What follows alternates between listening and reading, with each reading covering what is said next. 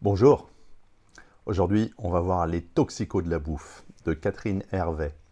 C'est une psychothérapeute spécialisée dans les troubles alimentaires. Les troubles du comportement alimentaire, pardon, les TCA, on appelle ça TCA. Et elle explore avec sensibilité et rigueur la problématique de la boulimie. Loin d'une approche purement clinique ou académique, elle donne la parole à celles et ceux qui le vivent au quotidien, en mêlant témoignages intimes et analyses thérapeutiques.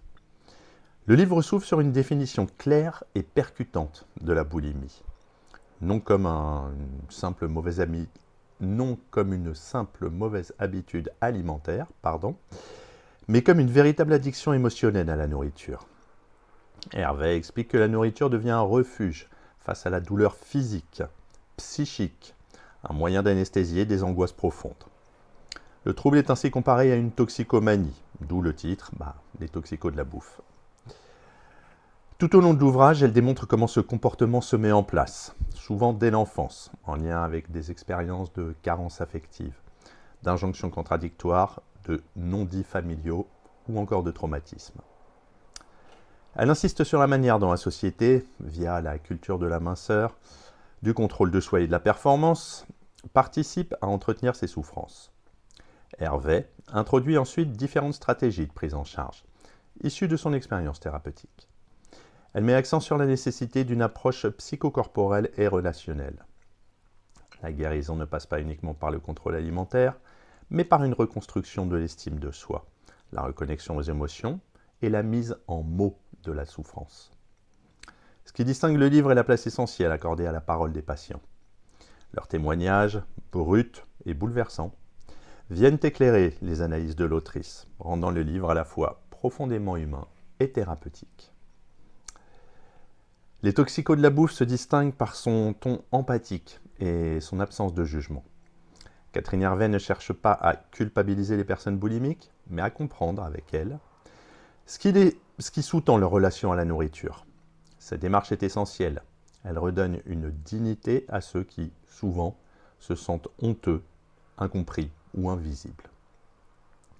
Le concept de toxicomanie alimentaire est très fort, car il met en lumière la dimension compulsive et addictive du rapport à la nourriture chez les personnes boulimiques. Cette comparaison avec les toxicomanes n'est pas faite pour choquer, mais pour souligner que le problème n'est pas un manque de volonté, mais une souffrance psychique profonde qui trouve un exutoire dans l'acte de manger, ou plutôt dans l'acte de se remplir.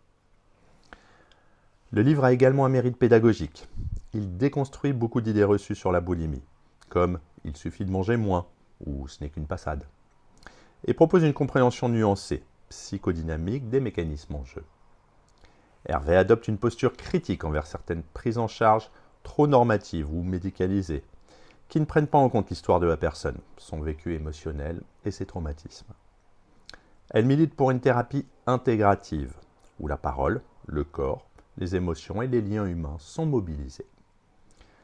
L'ouvrage est aussi un manifeste pour la reconnaissance des TCA, donc troubles comportementaux alimentaires, comme maladie grave, invalidante et nécessitant une prise en charge globale et individualisée. Les personnages de ce livre sont des patients de Catherine Hervé, des femmes pour la plupart, bien que les hommes ne soient pas absents du tableau. Ces patients témoignent avec courage et lucidité de leur parcours, leur première crise, les tentatives de contrôle, la honte, l'isolement, la culpabilité, puis les premiers pas vers la guérison, souvent fragiles, mais porteurs d'espoir. Chaque témoignage est unique, mais plusieurs motifs reviennent. La souffrance silencieuse de l'enfance. Nombreux sont ceux qui ont grandi dans les familles où les émotions étaient réprimées, où l'amour était conditionnel, ou encore où des événements traumatiques ont été tus. Le corps comme ennemi. Le corps est souvent perçu comme un lieu de conflit, un poids à maîtriser, un ennemi à punir ou à cacher. La nourriture devient un moyen de lutte ou de compensation. L'isolement émotionnel. Beaucoup de patients parlent de la difficulté à se relier aux autres, à faire confiance, à exprimer leurs besoins. La nourriture devient alors un substitut aux relations humaines. Et enfin, la guérison comme réappropriation de soi.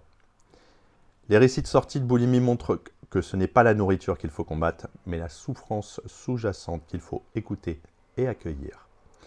La thérapie permet peu à peu de sortir du cercle vicieux de la honte et du contrôle pour retrouver une relation plus apposée à soi-même, plus apaisée. Ces témoignages rendent le livre profondément humain. Ils montrent que derrière chaque symptôme, il y a une histoire, une personne, une quête d'amour ou de reconnaissance. Donc pour conclure, c'est un ouvrage pour comprendre la boulimie non pas comme un trouble isolé, mais comme le symptôme d'une souffrance intérieure souvent invisible. Catherine Hervé y propose une approche empathique, respectueuse et profondément humaine de ce trouble alimentaire. Son message est clair. On ne guérit pas de la boulimie par la volonté ou la restriction, mais en acceptant d'écouter ce que le symptôme veut dire, en reconstruisant un lien bienveillant à soi-même et en sortant de l'isolement. Ce livre est à recommander à toute personne concernée de près ou de loin par la boulimie, patient, proche, famille, thérapeute. Il offre des clés de compréhension précieuses, sans jamais tomber dans la simplification ou la recette miracle. Donc en mêlant analyse psychologique, témoignages poignants et pistes thérapeutiques, l'auteur redonne espoir à ceux qui ne croient jamais pouvoir sortir de leur prison alimentaire. Elle leur rappelle qu'il est possible de se libérer, de guérir et surtout d'aimer autrement qu'à travers la nourriture. À bientôt.